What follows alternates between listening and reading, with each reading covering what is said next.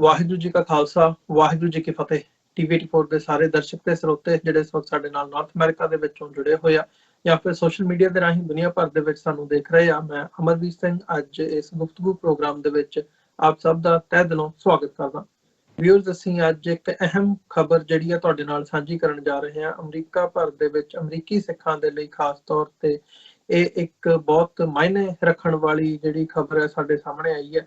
ਬੀਤੀ ਕੱਲ 29 ਜੂਨ 2020 ਨੂੰ ਨਿਊ ਜਰਸੀ ਦੀ ਜਿਹੜੀ ਸੈਨੇਟ ਹੈ ਉਸ ਵੱਲੋਂ ਇੱਕ ਰੈਜ਼ੋਲੂਸ਼ਨ ਕੀਤਾ ਗਿਆ, ਪਾਸ ਕੀਤਾ ਗਿਆ ਮੈਜੋਰਿਟੀ ਦੇ ਨਾਲ, ਸਰਬਸੰਮਤੀ ਦੇ ਨਾਲ। ਜਦੋਂ ਅਸੀਂ ਦੇਖਦੇ ਹਾਂ ਤੇ ਇਸ ਰੈਜ਼ੋਲੂਸ਼ਨ ਦੇ ਵਿੱਚ ਗੁਰੂ ਗ੍ਰੰਥ ਸਾਹਿਬ ਨੂੰ ਲਿਵਿੰਗ ਗੁਰੂ ਦੇ ਤੌਰ ਦੇ ਉੱਤੇ ਮਾਨਤਾ ਦਿੱਤੀ ਗਈ ਹੈ ਤੇ ਇਹ ਡਿਕਲੇਅਰ ਕੀਤਾ ਗਿਆ ਕਿ ਸਿੱਖ ਜਿਹੜੇ ਨੇ ਉਹਨਾਂ ਨੂੰ ਇੱਕ ਐਥਨਿਕ ਰਿਲੀਜੀਅਸ ਮਾਈਨੋਰਿਟੀ ਦੇ ਤੌਰ ਤੇ, ਇੱਕ ਵੱਖਰੇ ਧਰਮ, ਅਡਰੇ ਧਰਮ ਦੇ ਤੌਰ ਤੇ ਮਾਨਤਾ ਦਿੱਤੀ ਗਈ ਹੈ। ਸੋ ਇੱਕ ਬਹੁਤ ਅਹਿਮ ਖਬਰ ਹੈ ਅਮਰੀਕੀ ਸਿੱਖਾਂ ਦੇ ਲਈ ਤੇ ਦੁਨੀਆ ਭਰ ਦੇ ਵਿੱਚ ਜਿਹੜੀਆਂ ਸਿੱਖ ਸੰਗਤਾਂ ਨੇ ਉਹਨਾਂ ਦੇ ਲਈ ਕਿ ਨਿਊ ਜਰਸੀ ਦੀ ਜਿਹੜੀ ਸੈਨੇਟ ਹੈ ਉਹਦੇ ਵੱਲੋਂ ਇਹ ਮਾਨਤਾ ਦਿੱਤੀ ਜਾਣੀ ਕਿ ਸਿੱਖ ਇੱਕ ਵੱਖਰਾ ਧਰਮ ਹੈ ਤੇ ਰਿਲੀਜੀਅਸ ਐਥਨਿਕ ਮਾਈਨੋਰਿਟੀ ਦੇ ਤੌਰ ਤੇ ਉਹਨਾਂ ਨੂੰ ਮਾਨਤਾ ਮਿਲਣੀ ਨਿਊ ਜਰਸੀ ਸਟੇਟ ਦੀ ਸੈਨੇਟ ਵੱਲੋਂ। ਤੇ ਨਾਲ ਹੀ ਨਾਲ ਇਹ ਰੈਜ਼ੋਲੂਸ਼ਨ ਹੋਣਾ ਕਿ ਗੁਰੂ ਗ੍ਰੰਥ ਸਾਹਿਬ ਜਿਹੜੇ ਨੇ 11ਵੇਂ ਗੁਰੂ ਸਿੱਖਾਂ ਦੇ, ਉਹਨਾਂ ਨੂੰ ਲਿਵਿੰਗ ਗੁਰੂ ਦੇ ਤੌਰ ਤੇ ਮਾਨਤਾ ਦਿੱਤੀ ਗਈ ਹੈ। ਸੋ ਇਹਦੀ ਜਿਹੜੀ ਡਿਟੇਲ ਹੈ ਉਹਦੇ ਵਿੱਚ ਵੀ ਅਸੀਂ ਅੱਜ ਜਾਵਾਂਗੇ ਕਿ ਹੋਰ ਇਹਦੀਆਂ ਜਿਹੜੀਆਂ ਇੰਪਲੀਕੇਸ਼ਨ ਨੇ ਉਹ ਕੀ ਨੇ ਤੇ ਇਸ ਰੈਜ਼ੋਲੂਸ਼ਨ ਦੀ ਅਹਿਮੀਅਤ ਕੀ ਹੈ। ਪਰ 29 ਜੂਨ ਦਾ ਦਿਨ ਇਹ ਇੱਕ ਅਹਿਮ ਦਿਨ ਹੈ ਜਦੋਂ ਅਮਰੀਕੀ ਸਿੱਖਾਂ ਦੇ ਲਈ ਜਿਹੜੀ ਇਹ ਉਪਲਬਧੀ ਹੈ ਸਾਡੇ ਸਾਹਮਣੇ ਆਈ ਹੈ।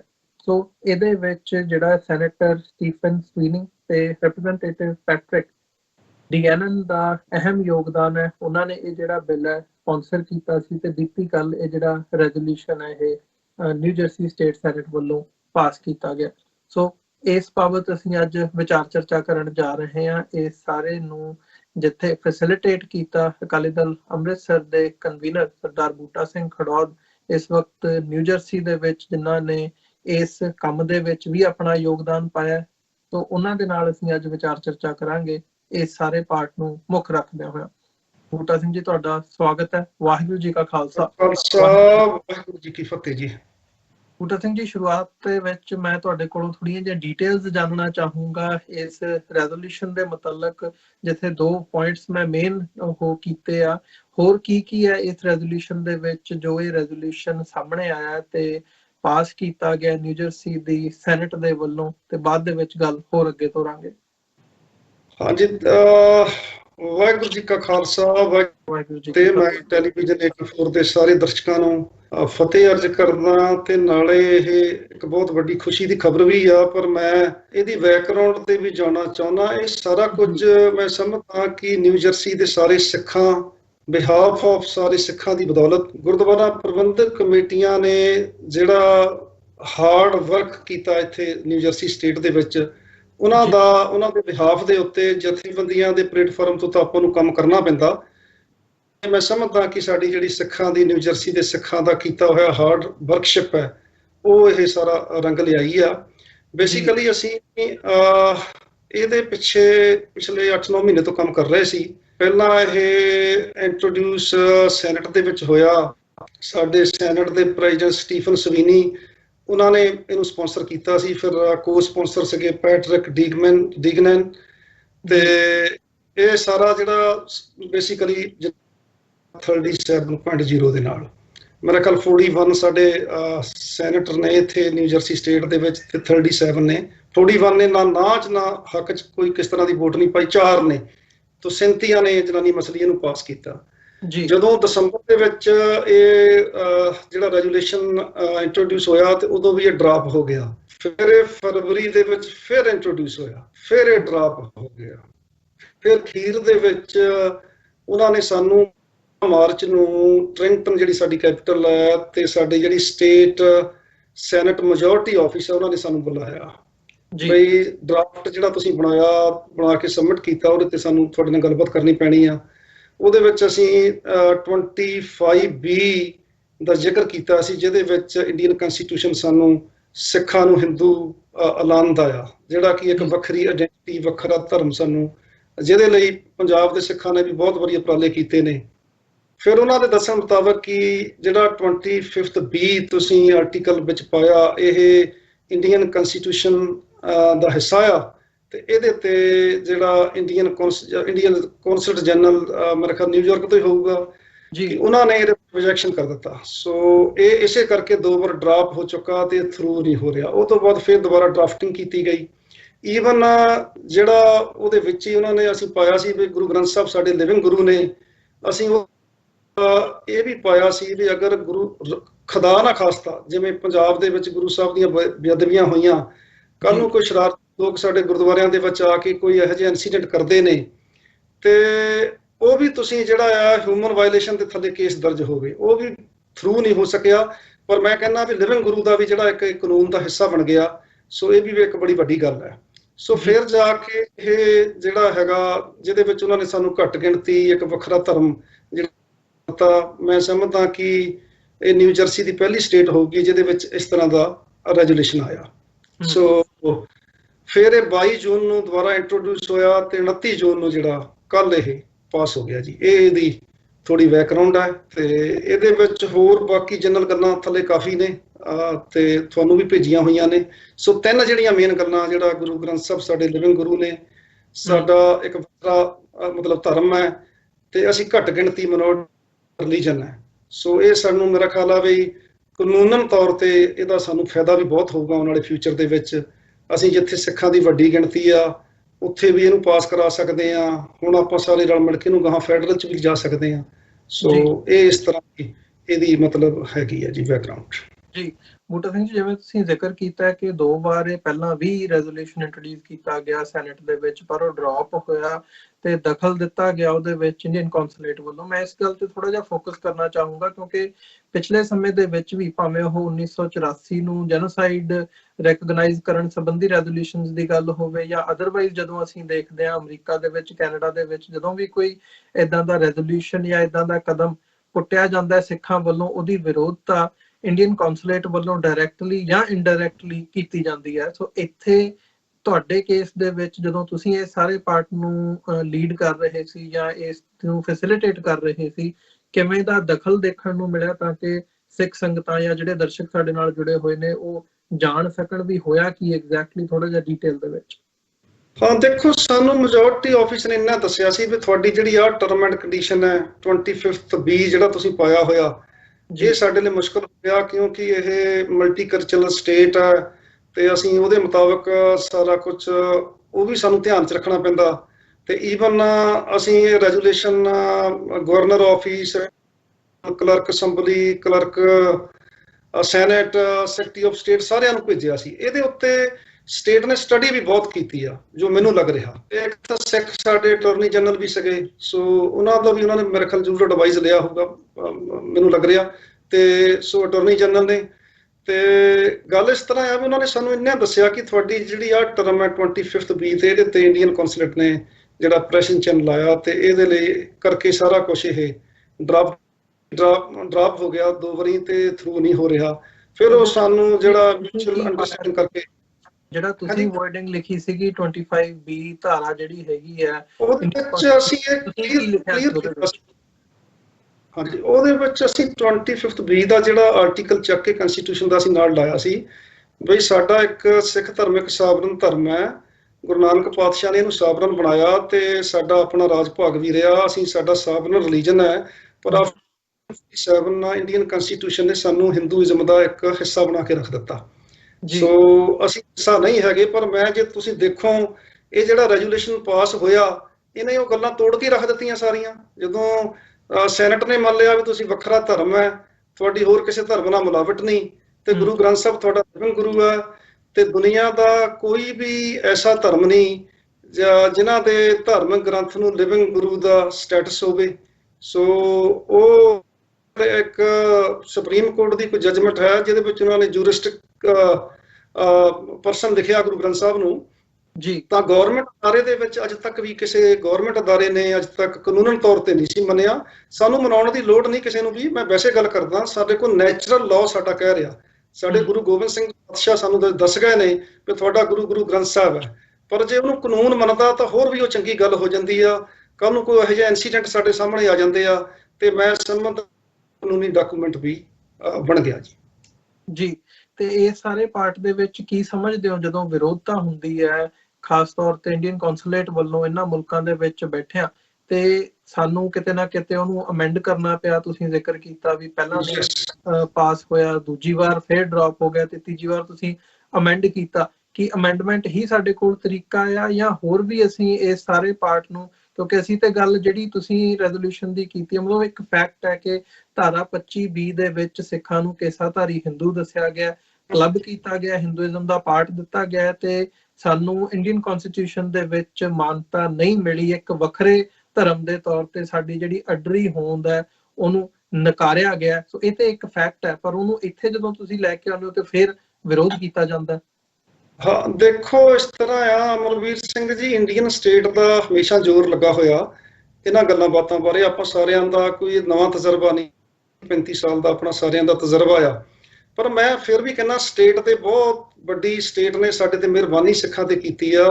ਇਹ ਡਾਕੂਮੈਂਟ ਨੇ ਉਹ 25 ਦੇ ਉੱਤੇ ਵੀ ਸਟੈਂਪ ਲਾ ਦਿੱਤੀ ਆ ਬਈ ਇਹ 25 ਦੀ ਪਰਵਾਹ ਨਹੀਂ ਕੀਤੀ ਉਹਨਾਂ ਨੇ। ਜੇ ਉਹਨਾਂ ਨੇ ਚਲੋ ਉਹ ਆਰਟੀਕਲ ਦੀ ਲਾਈਨ ਕੱਢ ਦਿੱਤੀ, ਪਰ ਸੈਨੇਟ ਨੇ ਜਿਸ ਤਰੀਕੇ ਨਾਲ ਇਹਨੂੰ ਪੇਸ਼ ਕੀਤਾ, ਮੈਂ ਸਮਝਦਾ ਕਿ ਉਹ ਬੜਾ ਸੈਟੀਸਫੈਕਸ਼ਨ ਇਹ ਡਿਸੀਜਨ ਮੈਂ ਕਹਿ ਸਕਦਾ ਜੀ ਇਹਨੂੰ।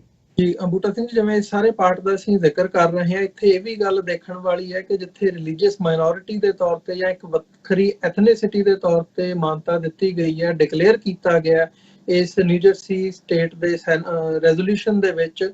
ਸੋ ਇੱਥੇ ਇੱਕ ਇਹ ਵੀ ਗੱਲ ਹੈਗੀ ਹੈ ਕਿ ਅਸੀਂ ਬਾਹਰਲੇ ਮੁਲਕਾਂ ਦੇ ਵਿੱਚ ਜਦੋਂ ਸੈਂਸਸ ਹੁੰਦੀ ਹੈ, ਸੈਂਸਸ ਨੂੰ ਮੁੱਖ ਰੱਖਦਿਆਂ ਹੋਇਆਂ ਵੱਖਰੇ ਸਾਡੇ ਧਰਮ ਦੀ ਮਾਨਤਾ ਜਾਂ ਇੱਕ ਐਥਨੀਸਿਟੀ ਦੇ ਤੌਰ ਤੇ ਮਾਨਤਾ ਦੀ ਜਿਹੜੀ ਮੁਹਿੰਮ ਹੈ ਉਹ ਇੰਗਲੈਂਡ ਦੇ ਵਿੱਚ, ਯੂਕੇ ਦੇ ਵਿੱਚ ਵੀ ਚੱਲ ਰਹੀ ਹੈ, ਜਿੱਥੇ ਸਕਾਟਲੈਂਡ ਦੇ ਵਿੱਚ ਇਸ ਵਕਤ ਪਿਛਲੇ ਦਿਨਾਂ ਦੇ ਵਿੱਚ ਖਬਰ ਸੀ ਕਿ ਸਫਲਤਾ ਵੀ ਮਿਲੀ ਹੈ ਉਸ ਪਾਰਟ ਨੂੰ ਮੁੱਖ ਰੱਖਦਿਆਂ ਹੋਇਆ। ਤੇ ਅਮਰੀਕਾ ਦੇ ਵਿੱਚ ਵੀ ਸਾਨੂੰ ਜਿਹੜਾ ਇੱਕ ਵੱਖਰੇ ਸਿੱਖ ਦੇ ਹੋਂਦ ਦੇ ਤੌਰ ਤੇ ਅਦਰਸ ਦੇ ਥੱਲੇ ਤੁਸੀਂ ਜੇ ਸਿੱਖ ਲਿਖਦੇ ਹੋ ਤੇ ਤੁਹਾਡੀ ਜਿਹੜੀ ਗਿਣਤੀ ਆ ਉਹ ਵੱਖਰੇ ਤੌਰ ਤੇ ਕੀਤੀ ਜਾਂਦੀ ਹੈ। ਸੋ ਇਹਦੀ ਉਸ ਨਜ਼ਰੀਏ ਤੋਂ ਕੀ ਅਹਿਮੀਅਤ ਦੇਖਦੇ ਹੋ ਇਸ ਰੈਜ਼ੋਲੂਸ਼ਨ ਦੀ, ਜਦੋਂ ਅਸੀਂ ਸੈਂਸਸ ਦੇ ਵਿੱਚ ਵੱਖਰੀ ਗਿਣਤੀ ਦੀ ਗੱਲ ਕਰਦੇ ਹਾਂ? ਹਾਂ, ਮੈਂ ਸਮਝਦਾ ਕਿ ਆਉਣ ਵਾਲੀ ਜਿਹੜੀ ਸੈਂਸਸ ਹੋਣਾ 10 ਸਾਲ ਬਾਅਦ, ਉਹਦੇ ਵਿੱਚ ਇਹ ਸਾਨੂੰ ਵੱਖਰਾ ਕਾਲਮ ਦੇਣ ਦੇ ਵਿੱਚ ਇਹਨਾਂ ਨੂੰ ਦੇਣਾ ਪਊਗਾ, ਜਦੋਂ ਅਸੀਂ ਬਾਕੀ ਸਟੇਟਾਂ ਦੇ ਵਿੱਚ ਤੇ ਇਹਨੂੰ ਜਦੋਂ ਅਸੀਂ ਫੈਡਰਲ ਦੇ ਵਿੱਚ ਵੀ ਲੈ ਕੇ ਜਾਵਾਂਗੇ। ਅਮਰੀਕਾ ਦੇ ਵਿੱਚ ਮੈਨੂੰ ਪੂਰਾ ਯਕੀਨ ਹੈ ਜਿੱਥੇ ਸਿੱਖਾਂ ਦੀ ਵੱਧ ਵਸੋਂ ਆ ਤੇ ਉੱਥੇ ਸਾਰੀਆਂ ਸਟੇਟਾਂ ਦੇ ਵਿੱਚ ਰੈਜ਼ੋਲੂਸ਼ਨ ਵੀ ਪਾਸ ਹੋ ਜਾਊਗਾ ਤੇ ਆਪਣਾ ਫੈਡਰਲ 'ਚ ਵੀ ਚੱਲ ਜਾਊਗਾ, ਤੇ ਫਿਰ ਸੈਂਸਸ ਜਿਹੜੀ ਆ ਸਾਨੂੰ ਬਾਕੀ ਕਮਿਊਨਿਟੀਆਂ ਦੇ ਨਾਲ, ਬਾਕੀ ਧਰਮਾਂ ਦੇ ਨਾਲ ਬਰੋਬਰ ਜਿਹੜਾ ਸਾਨੂੰ ਬਣਦਾ ਹਿੱਸਾ ਜਿਹੜਾ ਸਾਡਾ ਕਾਲਮ ਸਾਨੂੰ ਮਿਲੂਗਾ। ਮੈਨੂੰ ਯਕੀਨ ਹੈ ਇਸ ਗੱਲ ਦਾ, ਜਿਹਦੇ ਲਈ ਵਰਕਆਊਟ ਵੀ ਕਰ ਰਹੇ ਹਾਂ। ਪਰ ਫਿਰ ਵੀ ਜਿੰਨੀ ਦੇਰ ਇਹਨੂੰ ਕਾਨੂੰਨੀ ਮਾਨਤਾ ਨਹੀਂ ਅਸੀਂ ਦਵਾਉਂਦੇ ਕਿ ਇਹ ਇੱਕ ਵੱਖਰਾ ਧਰਮ ਹੈ, ਘੱਟ ਗਿਣਤੀ ਆ, ਉਨੀ ਦੇਰ ਵਿਦਆਊਟ ਡਾਕੂਮੈਂਟ ਜਿਹੜੀ ਆ ਉਹ ਗੱਲ ਕਈ ਦਫਾ ਸਿਰੇ ਨਹੀਂ ਚੜ੍ਹਦੀ। ਮੇਰਾ ਖਿਆਲ ਇਹਦੇ ਵਿੱਚ ਕਾਫੀ ਗੱਲਾਂ ਜਿਹੜੀਆਂ ਹੁਣ ਜਿਹੜਾ ਸਟੇਟ ਦਾ ਸੈਨੇਟ ਦਾ ਪਾਸ ਹੋਇਆ ਰੈਜ਼ੋਲੂਸ਼ਨ, ਇਹਦੇ ਵਿੱਚ ਕਾਫੀ ਗੱਲਾਂ ਜਿਹੜੀਆਂ ਉਹ ਡਾਕੂਮੈਂਟਡ ਹੋ ਗਈਆਂ, ਸਰਟੀਫਾਈਡ ਹੋ ਗਈਆਂ। ਸਾਨੂੰ ਅਗਲੀਆਂ ਸਟੇਟਾਂ 'ਚ ਫੈਡਰਲ 'ਚ ਲਿਜਾਣਾ ਸੌਖਾ ਹੋ ਜਾਊਗਾ ਜੀ। ਤੇ ਇਹਦੇ ਵਿੱਚ ਤੁਹਾਡੀ ਇਸ ਸੈਂਸਸ ਦੇ ਸੰਬੰਧੀ ਜਿਹੜੇ ਇੱਥੇ ਆਰਗੇਨਾਈਜੇਸ਼ਨ ਕੰਮ ਕਰ ਰਹੀਆਂ ਨੇ, ਜਾਂ ਜਿਹੜਾ ਵੱਖਰਾ ਡਿਪਾਰਟਮੈਂਟ ਹੈ ਸੈਂਸਸ ਬਿਊਰੋ ਹੈ, ਉਹਨਾਂ ਦੇ ਨਾਲ ਕੋਈ, ਜਾਂ ਇੰਗਲੈਂਡ ਦੇ ਵਿੱਚ ਇਸ ਲੈਵਲ ਦੇ ਉੱਤੇ ਕੋਈ ਤੁਹਾਡੀ ਕਮਿਊਨੀਕੇਸ਼ਨ ਹੋਵੇ? ਨਹੀਂ ਜੀ, ਅਸੀਂ ਤਾਂ ਇੱਥੇ ਯੂਨਾਈਟਿਡ ਸਟੇਟਸ ਕੰਮ ਕਰਦਾ ਸੀ, ਥੋੜਾ ਬਹੁਤਾ ਅਸੀਂ ਉਹਨਾਂ ਨਾਲ ਜਿੰਨੀ ਕੁ ਹੈਲਪ ਕਰਦੇ ਸੀ ਉਹ ਕੀਤੀ ਆ। ਤੇ ਹੁਣ ਆਉਣ ਵਾਲੇ ਸਮੇਂ ਦੇ ਵਿੱਚ ਅਸੀਂ ਜਿਹੜੀ ਸਾਡੀ ਟੀਮ ਆ ਸ਼੍ਰੋਮਣੀ ਅਕਾਲੀ ਦਲ ਅੰਮ੍ਰਿਤਸਰ ਦੀ, ਜਿਹੜੀ ਲੌਬਿੰਗ ਵੀ ਕਰਦੀ ਆ ਸਿੱਖਾਂ ਦੀ ਆਜ਼ਾਦੀ ਦੇ ਉੱਤੇ, ਉਹ ਸਾਰਾ ਇੱਕ ਕੇਸ ਤਿਆਰ ਕਰਕੇ ਅਸੀਂ ਜਿਵੇਂ ਵੀ ਹੋਇਆ ਗਾਹਾਂ ਇਹਨੂੰ ਅਪਰੋਚ ਕਰਾਂਗੇ ਜੀ। ਅਸੀਂ ਪਿੱਛੇ ਤਾਂ ਹਟ ਨਹੀਂ ਸਕਦੇ। ਗੁਰੂ ਸਾਹਿਬਾਨਾਂ ਨੇ ਸਾਰੀ ਜ਼ਿੰਦਗੀ ਲਾਈ ਆ ਇਹਨੂੰ ਸਾਵਰਨ ਧਰਮ ਬਣਾਉਣ ਲਈ, ਉਹਨਾਂ ਨੇ ਪ੍ਰੈਕਟੀਕਲ ਲਾਈਫ ਕਰਕੇ ਸਾਨੂੰ ਦਿੱਤੀ ਆ, ਕੁਰਬਾਨੀਆਂ, ਬਾਦਸ਼ਾਹੀਆਂ। ਸੋ ਉਹ ਗੱਲਾਂ ਆਪਣੇ ਸਾਰੀਆਂ ਧਿਆਨ 'ਚ ਆ, ਉਹ ਸਾਰੀਆਂ ਨੂੰ ਫੋਲੋ ਅਪ ਕੀਤਾ ਜਾਊਗਾ ਜੀ ਆਉਣ ਵਾਲੇ ਸਮੇਂ ਦੇ ਵਿੱਚ ਜੀ। ਤੇ ਇੱਥੇ ਜਦੋਂ ਲਿਵਿੰਗ ਗੁਰੂ ਦੀ ਗੱਲ ਹੁੰਦੀ ਹੈ, ਗੁਰੂ ਗ੍ਰੰਥ ਸਾਹਿਬ ਨੂੰ ਇੱਕ ਲਿਵਿੰਗ ਗੁਰੂ ਦੇ ਤੌਰ ਤੇ ਮਾਨਤਾ ਦੇਣੀ ਸਾਡੇ ਪਰਸਪੈਕਟਿਵ ਤੋਂ ਅਸੀਂ ਸਮਝਦੇ ਹਾਂ, ਪਰ ਇੱਥੇ ਦੇ ਕਾਨੂੰਨ ਦੇ ਵਿੱਚ ਜਾਂ ਜਦੋਂ ਅਸੀਂ ਬਾਕੀ ਧਰਮਾਂ ਵੱਲ ਨਜ਼ਰ ਮਾਰਦੇ ਹਾਂ ਤੇ ਉਹਨਾਂ ਨੂੰ ਇਹ ਗੱਲ ਸਮਝਾਉਣੀ ਵੀ ਬਹੁਤ ਔਖੀ ਹੁੰਦੀ ਹੈ ਕਿ ਇਹਦੀ ਸਾਡੇ ਲਈ ਅਹਿਮੀਅਤ ਕੀ ਹੈ ਤੇ ਇਹ ਅਸੀਂ ਮਤਲਬ ਕਿਉਂ ਹੈ, ਇਹ ਕਿਉਂ ਜਿਹੜਾ ਰੀਜ਼ਨ ਹੈ। ਸੋ ਉਸ ਪਾਰਟ ਨੂੰ ਮੁੱਖ ਰੱਖਦਿਆਂ ਕੀ ਸਮਝਦੇ ਹੋ ਕਿ ਜਦੋਂ ਤੁਸੀਂ ਇਹ ਰੈਜ਼ੋਲੂਸ਼ਨ ਲੈ ਕੇ ਆਂਦਾ ਤੇ ਕਿਵੇਂ ਦੀ ਜਿਹੜੀ ਕਨਵਰਸੇਸ਼ਨ ਹੈ ਉਹ ਰਹੀ ਹੈ ਤੁਹਾਡੀ, ਜਿਹੜੀ ਸਾਰੀ ਸੈਨੇਟ ਦੇ ਮੈਂਬਰਸ ਦੇ ਨਾਲ, ਜਾਂ ਜਿਵੇਂ ਤੁਸੀਂ ਕਮੇਟੀ ਦਾ ਜ਼ਿਕਰ ਕੀਤਾ ਤੁਹਾਡੀ ਜਿਹੜੀ ਮੀਟਿੰਗ ਹੋਈ ਹੈ? ਦੇਖੋ ਜੀ, ਜਦੋਂ ਅਸੀਂ ਉਹਨਾਂ ਨੂੰ ਮਾਰਚ 15 ਨੂੰ ਮਿਲੇ ਆ, ਉਹਨਾਂ ਨੇ ਸਾਡਾ ਰੈਜ਼ੋਲੂਸ਼ਨ ਡਰਾਫਟ ਹੋਇਆ ਇਹ, ਉਹ ਤੋਂ ਬਾਅਦ ਮੈਂ ਸਮਝਦਾ ਕਿ ਬਹੁਤ ਲੰਬੀ ਡਿਸਕਸ਼ਨ ਹੋਈ ਹੋਣੀ ਆ, ਇਹਦੇ ਤੇ ਬੜੀ ਸਟੱਡੀ ਹੋਈ ਆ ਸਾਰੀ ਗੱਲ ਤੇ। ਐਵੇਂ ਨਹੀਂ ਉਹਨਾਂ ਨੇ ਲਿਵਿੰਗ ਗੁਰੂ ਦਾ ਕਰ ਦਿੱਤਾ ਕਿਸੇ ਦੇ ਲਿਖਣ ਦੇ ਉੱਤੇ ਜਾਂ ਕਿਵੇਂ ਕਰ ਦਿੱਤਾ, ਇਹਦੇ ਤੇ ਸਾਰੀ ਸਟੱਡੀ ਹੋਈ ਆ। ਫਿਰ ਉਹਨਾਂ ਨੇ 15 ਤਰੀਕ ਨੂੰ ਕਿਹਾ ਕਿ ਅਸੀਂ we are very interested to bring this resolution. So ਸਾਡੀ ਆਹ ਸਮੱਸਿਆ ਆ ਤੇ ਇਹਦੇ ਨਾਲ ਸਾਡੇ ਨਾਲ ਤੁਸੀਂ ਵਰਕਆਊਟ ਕਰੋ। ਮੈਂ ਤੁਹਾਨੂੰ ਪਹਿਲਾਂ ਦੱਸ ਦਿੱਤੀ ਆ ਸਾਰੀ।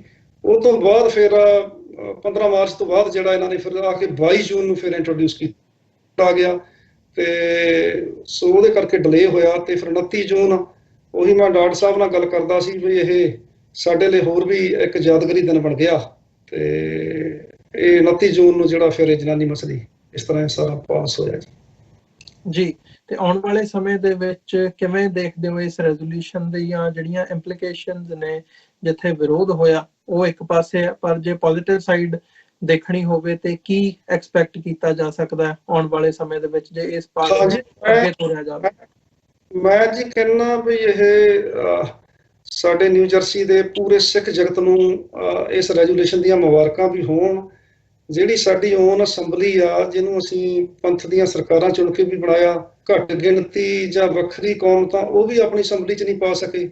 ਜਿਹੜੇ ਸਾਡੇ ਅਡਾਪਟਡ ਦੇਸ਼ ਨੇ ਉਹਨਾਂ ਨੇ ਇਹ ਗੱਲ ਸਾਡੇ ਵਾਸਤੇ ਕਰ ਦਿੱਤੀ ਆ। ਮੈਂ ਸਮਝਦਾ ਕਿ ਇਹ ਬਹੁਤ ਵੱਡੇ ਮਾਣ ਵਾਲੀ ਗੱਲ ਹੈ। ਇਹ ਇੱਕ ਦਾ ਕਾਨੂੰਨ ਦਾ ਡਾਕੂਮੈਂਟ ਜਿਹੜਾ ਬਣ ਗਿਆ, ਇਹ ਸਾਡੇ ਆਉਣ ਵਾਲੇ ਕੰਮਾਂ ਦੇ ਵਿੱਚ ਬੜਾ ਕੰਮ ਆਊਗਾ। ਸੋ ਮੈਂ ਤਾਂ ਇਹੀ ਕਹੂੰਗਾ ਵੀ ਇਹ ਇੱਕ ਬਹੁਤ ਵੱਡੀ ਗੁਰੂ ਸਾਹਿਬ ਦੀ ਬਖਸ਼ਿਸ਼ ਹੋਈ ਆ। ਬਾਕੀ ਮੈਂ ਫਿਰ ਦੁਹਰਾ ਦਿੰਦਾ, ਕੰਮ ਜਿਹੜਾ ਹੁੰਦਾ ਉਹ ਜਥੇਬੰਦੀਆਂ ਦੇ ਪਲੇਟਫਾਰਮ ਤੋਂ ਕਰਨਾ ਹੁੰਦਾ, ਪਰ ਇਹਦੇ ਵਿੱਚ ਸਾਰਾ ਆਸ਼ੀਰਵਾਦ ਗੁਰੂ ਸਾਹਿਬ ਦਾ ਤੇ ਸੰਗਤ ਦਾ ਹੁੰਦਾ। ਇਹ ਤੋਂ ਬਗੈਰ ਕੰਮ ਨਹੀਂ ਹੋ ਸਕਦਾ। ਬਿਲਕੁਲ ਬਿਲਕੁਲ। ਬੂਟਾ ਸਿੰਘ ਜੀ, ਬਹੁਤ ਬਹੁਤ ਧੰਨਵਾਦ, ਤੁਸੀਂ ਆਪਣਾ ਸਮਾਂ ਕੱਢਿਆ ਤੇ ਸਾਡੇ ਨਾਲ ਵਿਚਾਰਾਂ ਦੀ ਸਾਂਝ ਪਾਈ ਹੈ ਤੇ ਇਸ ਬਾਬਤ ਰੈਜ਼ੋਲੂਸ਼ਨ ਜਿਹੜਾ ਇਹ ਪਾਸ ਕੀਤਾ ਗਿਆ, ਜਿਹੜੀ ਖੁਸ਼ਖਬਰੀ ਹੈ, ਜਿਹੜੀ ਵਧੇਰੇ ਜਾਣਕਾਰੀ ਹੈ, ਉਹ ਸਾਡੇ ਨਾਲ ਤੇ ਦਰਸ਼ਕਾਂ ਦੇ ਨਾਲ ਸਾਂਝੀ ਕੀਤੀ ਹੈ। ਸੋ ਬਹੁਤ ਬਹੁਤ ਧੰਨਵਾਦ ਜੀ। ਫਤਿਹ ਦੀ ਸਾਂਝ ਪਾਈ ਹੈ। ਵਾਹਿਗੁਰੂ ਜੀ ਕਾ ਖਾਲਸਾ, ਵਾਹਿਗੁਰੂ ਜੀ ਕਾ ਖਾਲਸਾ, ਵਾਹਿਗੁਰੂ ਜੀ ਕੀ ਫਤਿਹ ਜੀ। ਵਿਊਅਰਸ, ਉਮੀਦ ਕਰਦੇ ਹਾਂ ਜਿਹੜੀ ਅੱਜ ਦੀ ਸਾਡੀ ਇਹ ਵਿਚਾਰ ਚਰਚਾ ਸੀ, ਜਿਹੜੀ ਇਹ ਇੱਕ ਖੁਸ਼ਖਬਰੀ ਹੈ ਵੀ ਨਿਊ ਜਰਸੀ ਦੀ ਸੈਨੇਟ ਵੱਲੋਂ ਰੈਜ਼ੋਲੂਸ਼ਨ ਕੀਤਾ ਗਿਆ ਹੈ ਗੁਰੂ ਗ੍ਰੰਥ ਸਾਹਿਬ ਨੂੰ ਲਿਵਿੰਗ ਗੁਰੂ ਦੇ ਤੌਰ ਤੇ ਮਾਨਤਾ ਦੇਣੀ ਤੇ ਸਿੱਖਾਂ ਨੂੰ ਇੱਕ ਵੱਖਰੀ ਐਥਨਿਕ ਰਿਲੀਜੀਅਸ ਮਾਈਨੋਰਿਟੀ ਦੇ ਤੌਰ ਤੇ ਜਿਹੜੀ ਮਾਨਤਾ ਮਿਲਣਾ, ਇਹ ਇੱਕ ਵੱਡੀ ਖਬਰ ਹੈ ਅਮਰੀਕੀ ਸਿੱਖਾਂ ਦੇ ਲਈ ਤੇ ਸਾਰੇ ਸਿੱਖ ਜਗਤ ਲਈ। ਜਦੋਂ ਅਸੀਂ ਓਵਰਆਲ ਇਹ ਸਾਰੀ ਮੁਹਿੰਮ ਨੂੰ ਦੇਖਦੇ ਹਾਂ, ਜਿੱਥੇ ਸਿੱਖਾਂ ਨੂੰ ਆਪਣਾ ਵੱਖਰਾ ਧਰਮ ਰੈਕਗਨਾਈਜ਼ ਕਰਵਾਉਣ ਦੀ ਜਿਹੜੀ ਇਹ ਮੁਹਿੰਮ ਦੁਨੀਆ ਭਰ ਦੇ ਵਿੱਚ ਸਿੱਖ ਜਿਹੜੇ ਨੇ ਜਾਂ ਆਰਗੇਨਾਈਜੇਸ਼ਨ ਨੇ, ਗੁਰਦੁਆਰਾ ਸਾਹਿਬਾਨਾਂ ਦੀਆਂ ਕਮੇਟੀਆਂ ਨੇ, ਉਹ ਲੀਡ ਕਰ ਰਹੀਆਂ ਨੇ। ਤੇ ਇੱਥੇ ਇਹ ਵੀ ਇੱਕ ਫੈਕਟਰ ਜਿਹਦਾ ਜ਼ਿਕਰ ਇਸ ਸ਼ੋਅ ਦੇ ਵਿੱਚ ਵੀ ਹੋਇਆ, ਜਦੋਂ ਅਸੀਂ ਪਿਛਲਾ ਪੰਜਾਬ ਦੀ ਜਾਂ ਭਾਰਤ ਦੀ ਗੱਲ ਕਰਦੇ ਹਾਂ ਕਿ ਉੱਥੇ ਧਾਰਾ 25B ਦੇ ਤਹਿਤ ਸਿੱਖਾਂ ਨੂੰ ਹਿੰਦੂ ਧਰਮ ਦਾ ਹਿੱਸਾ ਦੱਸਿਆ ਗਿਆ ਤੇ ਸਾਨੂੰ ਕਿਵੇਂ ਹਿੰਦੂ ਧਰਮ ਦੇ ਨਾਲ ਕਲੱਬ ਕੀਤਾ ਗਿਆ, ਵੱਖਰੀ ਆਈਡੈਂਟੀਟੀ ਤੋਂ ਮੁਨਕਰ ਹੋਇਆ ਹੈਗਾ ਭਾਰਤ ਦਾ ਜਿਹੜਾ ਸੰਵਿਧਾਨ ਹੈ। ਉਸ ਦੇ ਵੀ ਇਹ ਉਸ ਫੈਕਟਰ ਨਾਲ ਵੀ ਇਸ ਨੂੰ ਜੋੜ ਕੇ ਦੇਖਣ ਦੀ ਜਿਹੜੀ ਲਾਈਨ ਹੈ ਉਹ ਬਣਦੀ ਹੈ। ਸੋ ਇੱਥੇ ਅੱਜ ਦੇ ਸ਼ੋਅ ਦੇ ਵਿੱਚ ਅਸੀਂ ਤੁਹਾਡੇ ਕੋਲੋਂ ਇਜਾਜ਼ਤ ਚਾਹਾਂਗੇ। ਜਾਂਦੇ ਜਾਂਦੇ ਇਹ ਬੇਨਤੀ ਮੈਂ ਜ਼ਰੂਰ ਇਸ ਪਲੇਟਫਾਰਮ ਤੋਂ ਕਰਨਾ ਚਾਹੂੰਗਾ ਕਿ ਸਾਨੂੰ ਇਸ ਪਲੇਟਫਾਰਮ ਨੂੰ ਚੱਲਦਿਆਂ ਰੱਖਣ ਦੇ ਲਈ ਤੁਹਾਡੀ ਸਹਾਇਤਾ ਦੀ ਲੋੜ ਹੈ। TV84 ਨੂੰ ਤੁਹਾਡੀਆਂ ਡੋਨੇਸ਼ਨਸ ਦੀ ਲੋੜ ਹੈ। TV84 ਨੂੰ ਡੋਨੇਟ ਕਰਨ ਦੇ ਲਈ ਤੁਸੀਂ ਸਾਡੀ ਵੈਬਸਾਈਟ www.tv84.tv ਤੇ ਜਾ ਕੇ ਸਾਨੂੰ ਡੋਨੇਟ ਕਰ ਸਕਦੇ ਹੋ ਤੇ ਮੰਥਲੀ ਡੋਨੇਸ਼ਨ ਦੇ ਲਈ ਪਲੇਜ ਕਰ ਸਕਦੇ ਹੋ। ਚੈੱਕ ਰਾਹੀਂ ਵੀ ਡੋਨੇਸ਼ਨ ਭੇਜ ਸਕਦੇ ਹੋ। TV84 ਦੇ ਨਾਂ ਦਾ ਚੈੱਕ ਬਣਾ ਕੇ ਤੁਸੀਂ ਸਾਨੂੰ ਸਾਡੇ ਐਡਰੈਸ ਤੇ ਮੇਲ ਕਰ ਸਕਦੇ ਹੋ। 3601 37th ਐਵਨਿਊ, ਲੌਂਗ ਆਈਲੈਂਡ ਸਿਟੀ, ਨਿਊਯਾਰਕ 11101। ਵੈਬਸਾਈਟ ਫਿਰ ਦੱਸਦਾ ਇੱਕ ਵਾਰ, www.tv84.tv। ਇਸ ਦੇ ਨਾਲ ਵਿਊਅਰਸ, ਅੱਜ ਦੇ ਇਸ ਸ਼ੋਅ ਦੇ ਵਿੱਚ ਇੱਥੇ ਹੀ ਇਜਾਜ਼ਤ ਚਾਹਾਂਗੇ। ਦੁਬਾਰਾ ਫਿਰ ਕੱਲ ਨੂੰ ਤੁਹਾਡੇ ਨਾਲ ਮੁਲਾਕਾਤ ਹੋਵੇਗੀ। ਇਜਾਜ਼ਤ ਦਿਓ ਜੀ। ਵਾਹਿਗੁਰੂ ਜੀ ਕਾ ਖਾਲਸਾ, ਵਾਹਿਗੁਰੂ ਜੀ ਕੀ ਫਤਿਹ।